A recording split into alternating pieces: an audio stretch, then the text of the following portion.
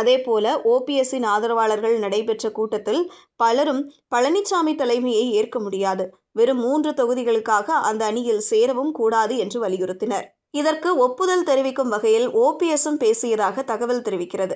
அதிமுக கூட்டணியில் சேரும் வாய்ப்பு குறைந்த நிலையில் தினகரன் மற்றும் ஓபிஎஸ்ஸுக்கு அடுத்த விருப்பமாக திமுக அல்லது தமிழக வெற்றிக் கழகம் கூட்டணிதான் இருக்கலாம் என்ற தகவல் உலாவுகிறது. ஆரம்ப காலத்தில் இருந்து விஜயின் தாவேக குறித்து நேர்மறையாகவே பேசி வரும் தினகரன், தாவேக தலைமையில் ஒரு பெரிய கூட்டணி அமைந்தால் அதிமுக 3வது இடத்திற்கு தள்ளப்படும் என்று கருத்து தெரிவித்திருந்தார். ஆனாலும் இதுவரை கூட்டணி தொடர்பாக தாவேக தரப்பில் எந்த உறுதியும் வழங்கப்படவில்லை. இந்த நிலையில் தினகரனுடன் தாவேக தரப்பில் கூட்டணி பற்றி மறைமுகமாக பேச்சுவார்த்தைகள் நடைபெற்று வருகின்றன என்று தகவல்கள் வெளியாகியுள்ளன. இதோடு ஓபிஎஸ்ஸும் தாவேக அணிக்கு செல்லும் வாய்ப்பு அதிகம் இருப்பதாக கூறப்படுகிறது. இதை செங்கோட்டையன் உறுதிப்படுத்தியிருக்கிறார் என்பதும் அரசியல் வட்டாரங்களில் பேசப்படுகிறது.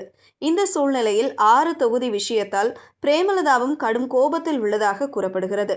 தற்போதைய நிலவரப்படி தினகரன், ஓபிஎஸ், பிரேமலதா ஆகியோர் திமுக, அதிமுக மற்றும் தாவேக என 3 அணிகளுக்கும் வாய்ப்பு திறந்தே வைத்துள்ளனர் என்று சொல்லப்படுகிறது.